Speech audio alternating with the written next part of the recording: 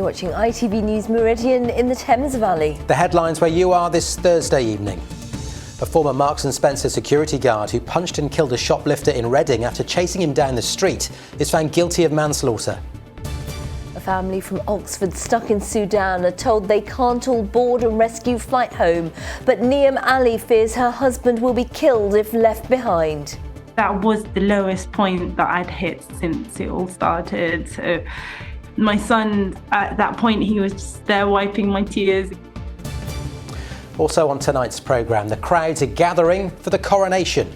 Yes, many have travelled here already, cycled here already. They're camping out for the best seat in the house to witness a moment in history. Look at that. Look at that. It's all right, it's all right. And a festive feast fit for a king. We're kept busy with a real-life MasterChef, but will our food be good enough for your street party?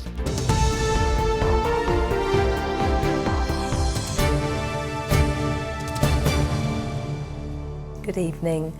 A former security guard who killed a shoplifter in Reading with one punch has been found guilty of manslaughter. Sabur Trebelsi chased Jason Page out of the Marks & Spencer store in Lower Earley. He then assaulted him outside a nearby petrol station in Chalfont Way in March 2021. Juliet Fletcher was in court. This CCTV footage shows the moments leading up to the attack on Jason Page. Suspected of stealing meat and beer from a nearby supermarket, Page is chased by security guard Sabir Trebelsi, followed by a store manager. He's wrestled to the ground, but when he gets back up on his feet, Trebelsi delivers a fatal punch. During the trial, the jury heard that Trebelsi, who's 44 and from Reading, was employed by Marks & Spencer in Lower Earley, as the store had had a spate of thefts. He was nearing the end of his shift in March 2021 when he ran after Jason Page and an accomplice until he caught up with him by a nearby garage on Chalfont Way. There, the altercation took place. Mr. Page, who was 51, died the following day. The store manager at the time, Elliot Cripps, who's from Taunton and seen here in a grey suit, followed on behind Trebelsi and was there at the time of the attack. He moved Jason Page from the road to keep him safe and dialed 999. He's been cleared on one charge of perverting the course of justice. In his defence, Trebelsi had claimed that Jason Page threatened to stab him with a needle, that he'd issued a slap and not a punch, and that he'd acted in self-defence. But the jurors agreed with the prosecutor, who said it was a blow committed on the spur of the moment, aimed in anger.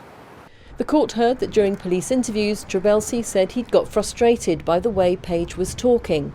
"I know I shouldn't have done it," he said. He also told police that Page had fallen over because he was so drunk. At the end of the 3-week trial, the jury found Trebelsi guilty of manslaughter and of perverting the course of justice. He'll be sentenced next month. Juliet Fletcher, ITV News, Reading. Firefighters are investigating the cause of a fire at a scrapyard in North Oxfordshire. Around 40 firefighters were called at 2 o'clock this morning to the site near Great Rollright. A large plume of smoke could be seen from 2 miles away. Crews quickly brought it under control with no reported injuries. Security guards at Heathrow Airport began the first of 8 days of strike action today after last-minute talks over pay broke down. More than 1,000 members of Unite, based at Terminal 5 and in-campus security, are walking out. Industrial action will take place again tomorrow and on Saturday, the day of the King's Coronation, with further walkouts next week and later this month. For the first time, photo ID is required for voters in today's local council elections across much of the Thames Valley region, including here in Bicester. Everyone needs to remember to take a passport, driving licence, bus pass or an alternative, and the polls are open until 10 p.m. Next, a mother from Oxford stuck in war-torn Sudan says she fears her husband will be killed if he's left behind.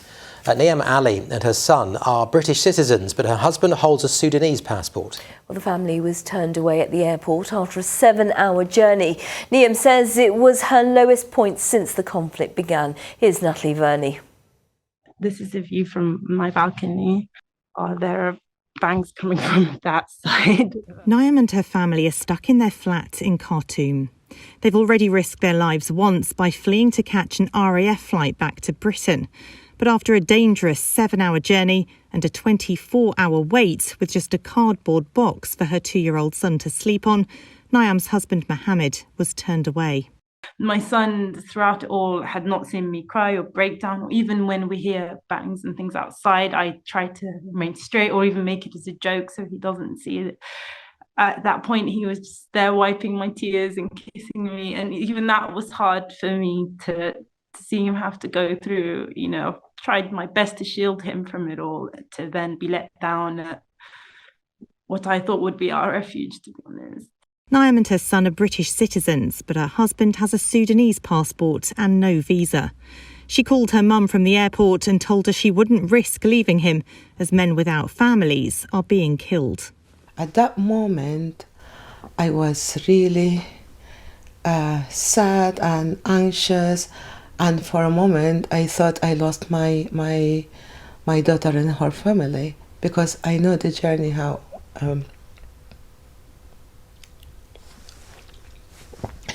I know the journey was really horrible, and but I had to be strong as well. And I said to her, whatever you decide, I'm happy. Niam's case has been raised in Parliament by her local MP. Separation is not an option for them, but without the Home Office in particular having some cool-headed common sense applied, which we've all shown we can do with Ukraine, that we risk failing these very small children who should be and are citizens of this country. Nazar is part of the Oxford Sudanese Society. He's working round the clock to help bring families like Niam's to safety. Nazar wishes the British government would do more. My message is just to follow the American and the Canadian, because they establish already centers for visa process. USA sent warship to evacuate this citizen and foreign. Saudi Arabia, if the British government can send ship to Port Sudan, that will be really helpful. In a statement, the government said the UK has carried out by far the longest and largest evacuation of any Western country from Sudan, bringing 2,450 people to safety. It has always been the case that the evacuation has been open to British nationals and their eligible family members. It's hard to be hopeful because we were turned down at our lowest point. I don't know what our next steps are. Just hoping and praying for the best, that's it. Natalie Verney, ITV News. All the best to them. Well, you are watching ITV News Meridian here in the Thames Valley. Still to come this evening. We're going to be talking about England's biggest arts festival, which is making its return, but with many local venues closing, what's being done to help the entertainment industry to survive? And I'll be back a little later with a look at the weather from Coronation's past and, of course, the all-important forecast for the weekend ahead. Looking forward to that. And just a reminder, you can find more news on our website. Please go to itv.com/Meridian. You can call us on 0808 1010 095 and you can follow us on Facebook, Twitter and on Instagram.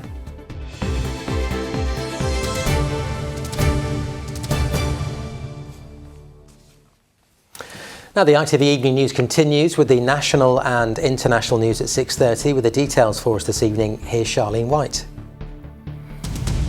Coming up, bumper profits for another oil giant. Shell announces it made £1.4 billion more in profits than experts had expected in the first 3 months of the year. But why are prices at the pump still high? A pint fit for a prince and princess. Kate and William visit a pub preparing for the coronation. And the plea to let these pandas stay in Edinburgh after 12 years. Do join us for those stories and more from 6:30. Now, the biggest arts festival in England, the Brighton Festival, kicks off this weekend alongside its Fringe, with thousands of performances over the next 3 weeks. But post-COVID, entertainment audiences have been slow to return, with fears that one small venue could close every week this year. With more, here's Andy Dickinson. Children as young as 13 rehearsing for a play they've written, produced and will star in at the Brighton Festival.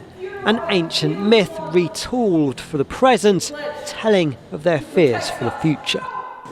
trying to explain to you that it's the end of the world, sort of scrambling to try and understand how we got here and why this is happening. It feels amazing because I've never actually done anything like this before. So it's cool, but at the same time it's like a bit of pressure. It's a passionate piece of work, really. It's a cry from the heart from young people, I think. It's great for them to be part of an international festival. Their work is being seen at that level by the public. It's a fantastic experience. It gives us a real drive as well to make it the best it can be. This production is one of countless being performed in the festival and its sister Fringe. Guest director, musician Nabir Iqbal, composing 3 weeks of art. The slogan for this year's festival, not that the festival needs to have a slogan, but we've come up with the slogan "Gather Round." You know, we're talking about ideas of community and coming together and experiencing things as a collective. This installation has come over from Australia and joined shows performed across dozens of traditional and pop-up stages. But in a year in which independent venues are disappearing at an alarming rate, is there still an audience out there? It's tough out there, and audiences, we hope, are coming back gradually in real numbers. We need everybody to support as much as they possibly can. Together we make a really powerful statement about the brilliance of live art and the importance that art and culture bring to our economies. So we really want to say loud and clear, support this, it's fantastic. You have come with us through COVID in a fantastic way. Now it's time to really revel in the work that artists can bring you and the joy that comes with it. And then came us. The Brighton Festival now in its 56th year, hoping for plenty more to come, and that young performers like these will have plenty more boards to tread going forward. Andy Dickinson, ITV News, Brighton. Let's get a bit of sport, and Brighton host Man United this evening in the Premier League, hoping to get revenge for their FA Cup semi-final defeat 10 days ago. Manager Roberto De Zerbi, though, may miss the match because he's unwell, but the team know that a win would lift them up to 6th and hope victory tonight will pave the way for a place in Europe. It'll be a tough game, of course. United are a top team, and what happened at Wembley, we'll want to have a bit of payback, so looking forward to that game. Everyone's happy, we're all ready to go, and we're all excited for what can happen. Obviously we know what can happen, but we need to make sure we keep playing the way we want to play, keep winning games and pushing up the table. And it's crunch time for the Royals because Reading will be relegated from the Championship this evening if Huddersfield pick up at least a point at home to Sheffield United. Listen, we're relying on results now. Obviously we'll keep a close eye. I told the boys that, you know, for me, we've just got to wait in hope, and hopefully we've got something to play for next Monday. Now, with King Charles' coronation on Saturday, people have already started heading to London, with some camping out since the beginning of the week. So if you're heading to the capital, you're being told to expect tight security, but those already there say it's an event they just could not miss. Over to Derek Johnson, who's at Buckingham Palace for us. Derek, it's quiet where you are, but the atmosphere is building. It's building. We're in a bit of a fluster because just 5 minutes or so ago, the King and a convoy of cars drove down the Mall in the same direction he will be travelling in on Saturday. The lucky guests will be in places like this, specially constructed. Look at the glorious view of the palace where it all begins on Saturday. The guests here will be members of the NHS, former service, military service personnel as well. But yes, people have come from all over the world, from our part of the world as well. Very special if you like the royal family. There has not been a coronation since 1953. I'm from Westmoors in Ferndown, and I'm here to support the King and get the atmosphere of this terrific occasion. The British know how to do pomp and pageantry. We don't have this in America, you know? So to be able to see it is just, for me, it's like once in a lifetime thing, you know? You've got a great position. Where are you both from? I'm from New Milton in Hampshire. And I'm from Milford-on-Sea. And why are you here? See the coronation, once in a lifetime. What's it like camping out? Fabulous. It can be cold at night, but you meet fabulous people, and we've got pretty much lifetime friends with us. So, how long have you both been here then? We've been here since Tuesday afternoon, about 3 o'clock. Wow, that is commitment. Down at Harry and Meghan's wedding in Windsor, our little corner. Again, me, the lady there, ladies further up. We were called Crazy Corner by the Sun. So you're bringing it from Windsor to London? We are. And we never miss any royal event. We do everything. Yes! The King! And Derek, people that you've been talking to today certainly got some stamina. I know you're there for the weekend for us. Does that mean you're going to put a tent up as well? Well, actually, do you know, I think it's really just the diehards that are here at the moment trying to get a very special place at the Mall among the first people who actually see the King and the Queen Consort when they leave the palace behind me, which will be shortly before 10:30 or so. The ceremony, of course, steeped in tradition and history. We will see the crowning of the King and also his formal investiture where he becomes the head of the Church of England. Well, you've certainly got to have some stamina to camp out. But Derek, for now, thank you very much indeed. So a massive weekend of events to come. Let's have a look at how it's all going to unfold. The coronation of His Majesty King Charles III will take place at Westminster Abbey on Saturday at 11 a.m. His Majesty and the Queen Consort will arrive in procession from Buckingham Palace. The service will be conducted by the Archbishop of Canterbury. Crowds will get a chance to see the King and the Queen Consort again during the King's procession, which begins at 2 p.m. The procession has a 1.3 mile route, and then the royal family will gather on the balcony of Buckingham Palace. On Sunday, the coronation big lunch takes place where communities are invited to share food and fun together. They'll be taking place right across our region. In the evening, there'll be a special coronation concert at Windsor Castle. It will be staged on the East Lawn, the first time a concert has been held in the grounds. The centrepiece will be the Lighting Up the Nation, which will see famous locations lit up by projections, lasers, drone displays and illuminations. Monday is, of course, a bank holiday, and we are all invited to take part in the Big Help Out, aimed at encouraging more people to try volunteering and join work being undertaken in their local areas. So now, you know. Well, we've got something a bit different for you next, ahead of the coronation. Yes, our producer asked if we would like to spend a morning with MasterChef winner and restaurant owner Shalina Permalou from Southampton, and of course we leapt at the chance. Little did we know, though, that we'd had to actually do some work and make some dishes ourselves in the ITV Meridian kitchen. So the coronation is just a couple of days away. It's a time when everyone's going to get together. So we thought we would give you some inspiration in terms of food. But don't worry, we're going to keep it simple. So simple, we can do it. And the top tips are not coming from us. We're pleased to welcome celebrity chef and former MasterChef winner Shalina Permalou. Now, Shalina, I can't cook at all. I'm very nervous. Matt is quite good in the kitchen. So there's the pressure added on right from the start. Well, Matt just brought in the first aid kit, so I'm now a bit worried about where we're going today. I've seen her with a knife. Don't worry. It'll be safe. So what are we cooking first? It's going to be so delicious and so simple, perfect for the coronation. So we're going to make some strawberry balsamic cups, which are going to be topped with a chantilly cream. Okay, so the first thing we're going to do is grab our strawberries. So if you take a handful, they're absolutely beautiful and delicious, and we're going to macerate them, which is a fancy word for adding some icing sugar and letting them steep, and it allows all the juices of the strawberries to come out. But what works perfectly with strawberries is balsamic, and we're just going to cut down the centre. And these are really beautiful. And we're just going to chop them into small cubes, okay? Just like that. And that's all I need from you. Anyone can do this.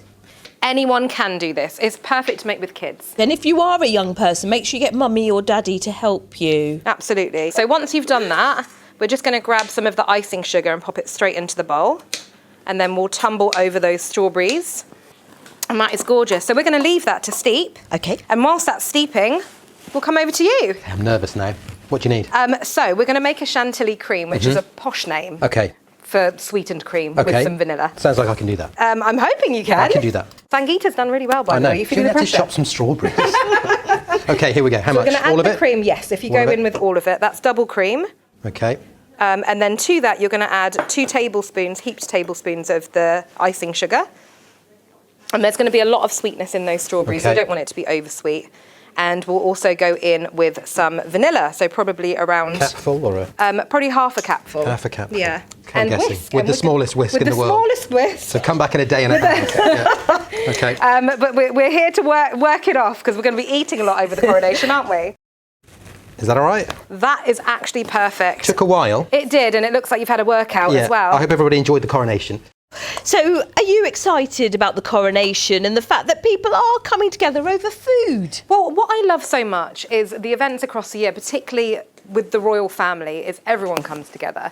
And it's those street parties, it's those moments in time where you don't often connect with your neighbours or, you know, your friends, and the fact that you're thinking actively about something that's going to involve people that you don't often involve. And food is a huge part of that. So I'm guessing... absolutely. I'm just guessing.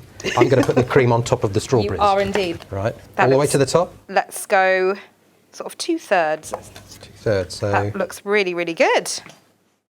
Shalina, and something savoury now. Yes, something really simple. I think simple is key to parties because you don't want to be stressed in the kitchen. So this is stuffed dates with brie, topped with black pepper, chilli and honey. And it's going to be a pop of flavour in your mouth. So the first job is, Matt, we're going to get you to chop open the dates. Now, dates, these are beautiful and sweet and almost molasses in flavour. Okay.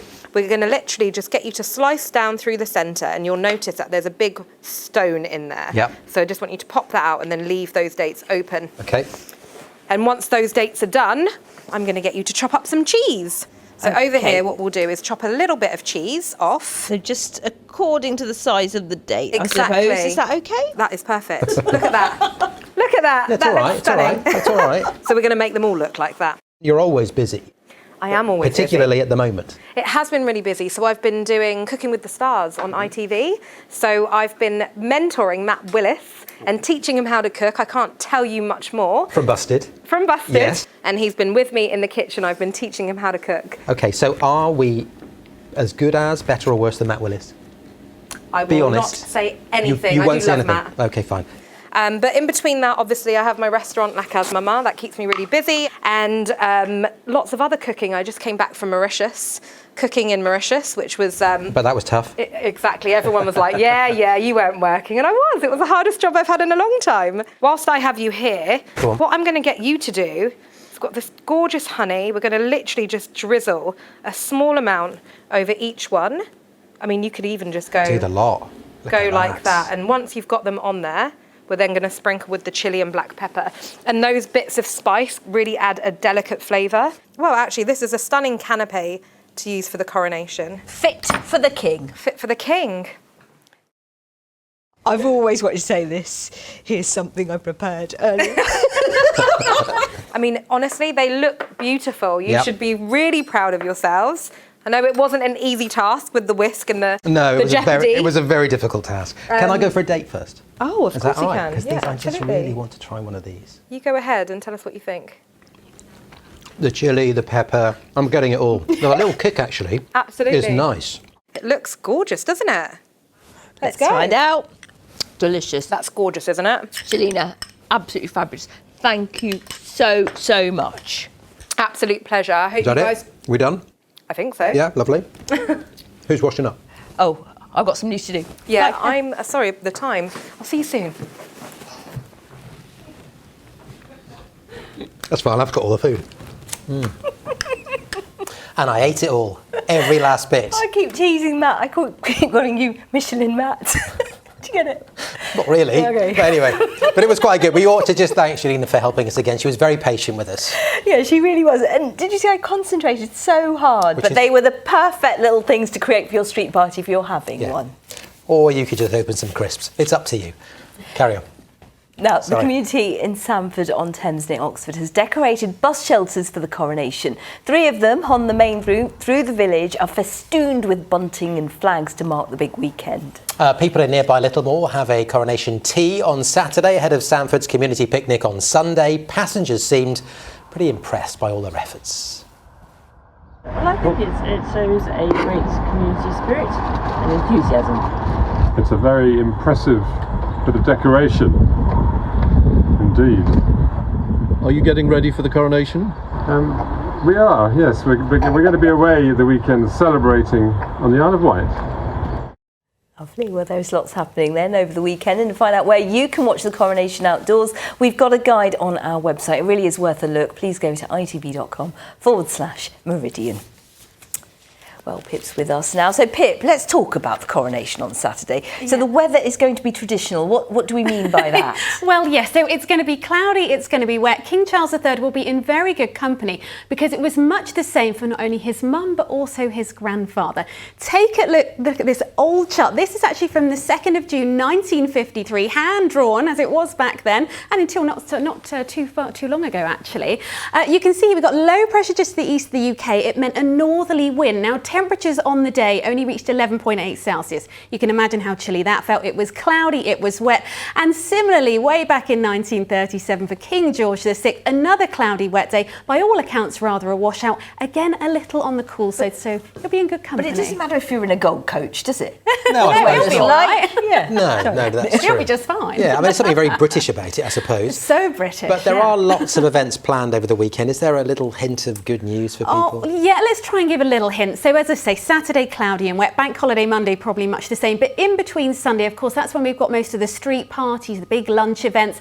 Sunshine and showers look set to be the order of the day on Sunday. So some of the showers heavy, the risk of the odd rumble of thunder as well. But where the sun comes out, it will be quite warm, warmer than it has been recently. We'll be seeing highs well up in the high teens, I think, across much of the region. And dare I say, worth noting, if the sun does come out, it's pretty strong at this time of year, so a bit of SPF to hand as well. I think that's what you call a positive spin. Yeah, well, we're trying. Yeah, Maybe get a gazebo.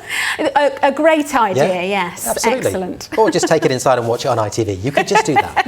Let's get a check on the full forecast with the details, of course. Here's Pip.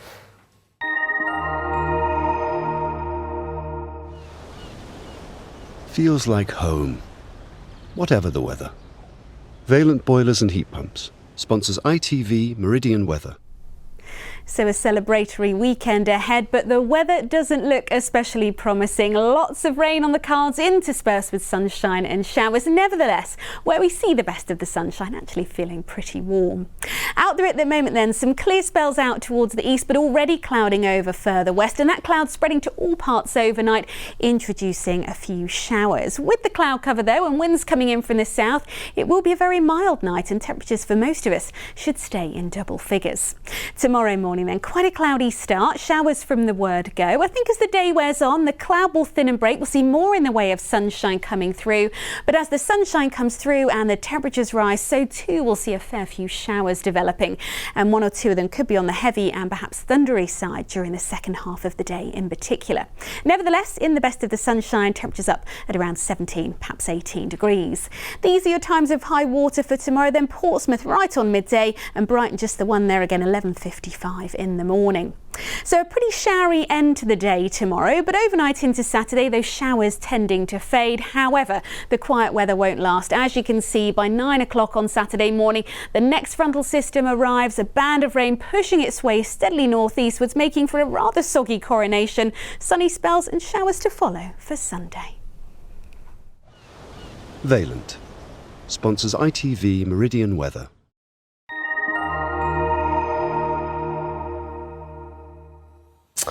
Time just before we go to tell you about tomorrow. We're going to have full coverage of the local elections, of course, and we'll continue our build-up to the coronation. Yes, not long to go until the big day, and tomorrow we'll be live in Windsor. We're also going to be live in London, talking to people who've travelled from across the south to grab a prime spot. This is how it's looking at Buckingham Palace this evening. People are arriving there, and there are those clouds that Pip mentioned. I think that's actually where Derek's going to pitch his tent in a few minutes if we stick with it. He's in the VIP area, Yeah, don't worry about him. Of course he is. Meanwhile, tomorrow I'm going to be in a pub in Hampshire soaking up the atmosphere. Just the atmosphere I'll be soaking up, so that should be fun. That's coming up tomorrow. Yeah, we've got lots planned, and the ITV Evening News is coming up shortly. Thank you very much for watching. We'll see you tomorrow. Bye-bye. Bye-bye.